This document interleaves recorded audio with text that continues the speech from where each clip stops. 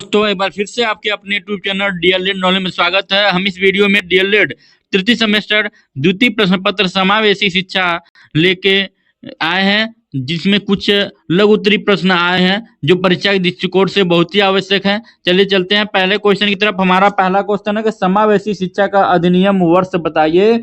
बहुत ही important question है ये सारे। तो इसका सही जवाब हो जाएगा समावेशी शिक्षा का अधिनियम वर्ष सन 1995 है। अगला क्वेश्चन हमारा कि नेशनल ट्रस्ट एक्ट कब स्थापित हुआ। तो नेशनल ट्रस्ट एक्ट सन 1999 ईस्वी में स्थापित हुआ, याद रखिएगा। अगला क्वेश्चन है कि भारतीय संविधान की किस धारा के तहत अनुचित जाति और अनुसूचित जनजाति के बच्चों के लिए शिक्षा मुहैया कराने का प्रावधान है। तो धारा 15(4) और धारा 45 तथा धारा 46 के तहत, याद रखिएगा। आगे बढ़ते हैं। समावेशी शिक्षा का महत्व या आवश्यकता बताइए। तो समावेशी शिक्षा द्वारा विशिष्ट बच्चों के अंदर छिपी हुई प्रतिभा को निखारा जाता है। समावेशी शिक्षा के द्वारा बच्चों को आत्मनिर्भर बनाया जाता है। समावेशी शिक्षा के द्वारा बच्चों में जागरूकता की भावना का विकास किया जाता है। आगे बढ़ते हैं कि समावेशी शिक्षा तथा एकीकरण का सिद्धांत का संबंध बताइए। तो समावेशी शिक्षा तथा एकीकरण के सिद्धांत का संबंध कनाडा एवं अमेरिका से जुड़ा है। आगे बढ़ते हैं कि EDSS का पूरा नाम बताइए, इसे किस वर्ष प्रारंभ किया गया। तो EDSS का पूरा नाम माध्यमिक स्तर पर निःशक्त जन समावेशी शिक्षा योजना। इसका प्रारंभ 2009 से 2010 ईस्वी में हुआ था।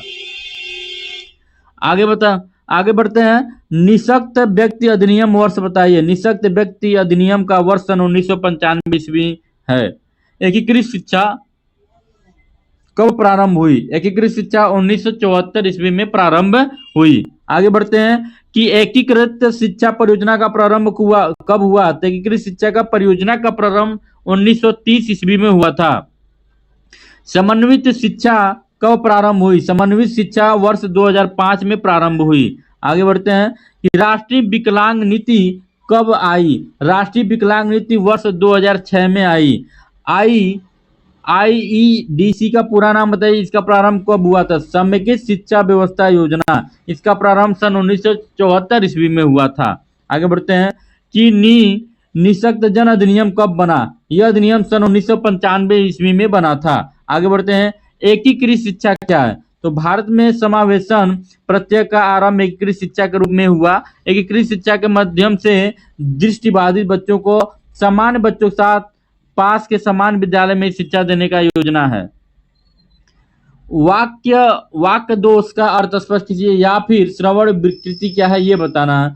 वाक्य दोष वह है जिसके अंतर्गत दोषपूर्ण उच्चारण, दोषपूर्ण स्वर, अटकना एवं हकलाना, देर से वाणी विकास आदि का विकार होता है। ये सब आते हैं वाक्य दोष के अंतर्गत। आगे बढ़ते हैं कि असुविधा संपन्न समूह के बच्चे कौन से हैं। तो शारीरिक रूप से विकलांग, मानसिक रूप से विकलांग, अनुसूचित जाति के बच्चे, अनुसूचित जनजाति के बच्चे हैं। आगे बढ़ते हैं कि TKA मेनन के अनुसार शैक्षिक रूप से पिछड़े किसे कहते हैं।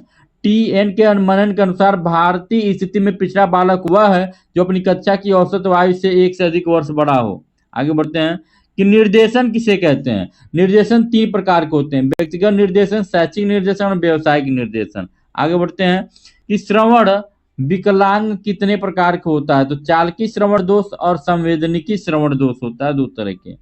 अन्वेषण विधि के खोजकर्ता कौन है। तो अन्वेषण विधि के खोजकर्ता प्रोफेसर आर्मस्ट्रांग हैं। आगे बढ़ते हैं कि प्रोजेक्ट विधि के खोजकर्ता कौन है। तो प्रोजेक्ट विधि के खोजकर्ता किलपैट्रिक हैं, याद रखिएगा। TAT का प्रयोग किस टेस्ट के लिए होता है। टेस्ट के लिए TAT का प्रयोग व्यक्तिगत परीक्षण के लिए किया जाता है। आगे बढ़ते हैं कि 80 से 89 IQ लेवल वाले बच्चे कैसे होते हैं। तो 80 से 89 के बीच वाले बच्चे मंद बुद्धि के माने जाते हैं, जिनका IQ लेवल 80 से। और 70 से 79 के बीच में बच्चे वाले कैसे होते हैं। 70 से 79 IQ लेवल वाले बच्चे क्षीण बुद्धि के होते हैं। आगे बढ़ते हैं कि और 50 से 69 IQ वाले बच्चे कैसे होते हैं। तो 50 से 69 IQ वाले बच्चे अल्प बुद्धि वाले होते हैं, अल्प बुद्धि। पिछड़े बालकों की 2 विशेषताएं बताइए। पिछड़े बालक की शारीरिक और मानसिक विशेषता सामान्य बालकों से भिन्न होती है। पिछड़े बालकों में मौलिकता नहीं होती। उनके सोचने, विचारने तथा तर्क करने का तर्क भिन्न होता है। ठीक है, आगे बढ़ते हैं। शारीरिक दक्षता से क्या तात्पर्य है।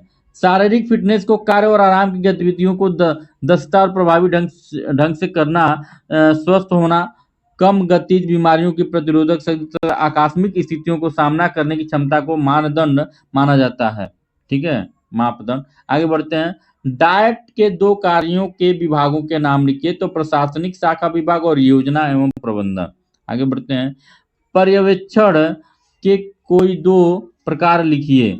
तो निरंकुश या सत्यवादी पर्यवेक्षण और लोकतांत्रिक पर्यवेक्षण होता है। आगे बढ़ते हैं कि बुद्धि लब्धि के संदर्भ में वास्तविक आयु क्या है। तो किसी व्यक्ति की बुद्धि लब्धि मानसिक आयु वास्तविक आयु गुणे 100 के सूत्र द्वारा दिया जाता है। यह सूत्र जर्मन मनोवैज्ञानिक विलियम स्टर्नबर्ग द्वारा 1912 में दिया गया था। आगे बढ़ते हैं कि परामर्श में सहयोग देने वाले संस्थाओं के नाम लिखिए। तो जिला चिकित्सा, डाइट, समुदाय एवं विद्यालय की सहयोगी समितियां, सरकारी एवं गैर सरकारी संगठन, ग्राम शिक्षा समिति। आगे बढ़ते हैं कि निर्देशन का अर्थ स्पष्ट कीजिए। तो निर्देशन एक व्यक्तिगत कार्य है जिसके द्वारा बच्चों को उसकी समस्याओं को समाधान करने हेतु प्रेरित किया जाता है। निर्देशन समस्याओं को समाधान स्वयं नहीं करता, वरन ऐसी विधियां बताता है जिनका प्रयोग करके बालक व्यक्ति उन समस्याओं को स्वयं सुलझा सकता है। आगे बढ़ते हैं कि बुद्धि परीक्षण कितने प्रकार के होते हैं। तो बुद्धि परीक्षण 2 प्रकार के होते हैं, व्यक्तिगत परीक्षण और सामूहिक परीक्षण। ठीक है, आगे बढ़ते हैं कि शिक्षक प्रशिक्षुओं के प्रशिक्षण अवधि में समावेशी शिक्षापनधारित परीक्षण के 2 उद्देश्य लिखिए। तो वे समावेशी बालकों की क्षमताओं, रुचि एवं समस्याओं से परिचित हो सकें, वे समावेशी बालकों के प्रति धैर्यशील हो सकें। आगे बढ़ते हैं कि समावेशी शिक्षा का क्या अर्थ है। तो समावेशी शिक्षा से तात्पर्य है बच्चों को सार्थक शिक्षा अनुकूलतम पर्यावरण में उपलब्ध कराई जाए और इससे वे अपने जीवन को सफल बना सकें। इसमें योग्यता, शारीरिक क्षमता, भाषा, संस्कृति, पारिवारिक पृष्ठभूमि एवं उम्र किसी प्रकार का अवरोधक उत्पन्न न कर सके। आगे बढ़ते हैं कि TLM से आप क्या समझते हैं। तो TLM वह सामग्री है जिसके द्वारा शिक्षण को सरल, सुगम और आकर्षक बनाया जाता है। शिक्षक बच्चों को पढ़ाते समय जिन सामग्रियों का प्रयोग करते हैं उनको शिक्षण सामग्री कहते हैं, मतलब TLM कहते हैं। अगला क्वेश्चन है, अपवंचित बालक पिछड़े बालकों से कैसे भिन्न है। अपवंचित बालक अपने मौलिक आवश्यकताओं को पूर्ति करने में सक्षम नहीं होते हैं, जबकि पिछड़े बालक अपनी मौलिक आवश्यकताओं को पूर्ति करने में समर्थ होते हैं। आगे बढ़ते हैं कि श्रवण विकृति से आप क्या तात्पर्य है। ऐसे बालक जो ठीक प्रकार से सुन नहीं सकते, उनके सुनने में कोई ना कोई खराबी होती है, उन्हें हम श्रवण विकृति कहते हैं। आगे बढ़ते हैं।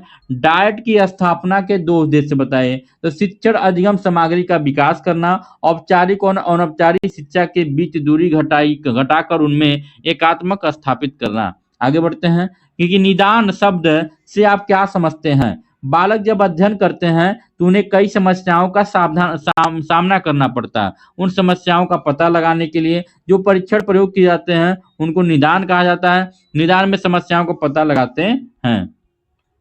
हल्काने से क्या तात्पर्य है। हकलाने से, हकलाना एक वाणी दोष है, परंतु 1000 बालकों में से केवल 8 या 10 बालकों की समस्या से पीड़ित होते हैं। इस प्रकार की समस्या में बालक शब्दों को बोलते समय रुक जाते हैं। कभी कभी वो बोलते समय उलझन भी महसूस करते हैं, जैसे आंखें बंद करके बोलना, शरीर के अंगों को हिला हिलाकर बोलना आदि। ये मानो वाक शक्ति में एक प्रकार का बाधा है। आगे बढ़ते हैं कि परमार्दर्शता के 2 गुण बताइए। परमार्दर्शिता परामर्श प्रार्थी को अपनी निर्णय लेने में उसकी मदद करता है।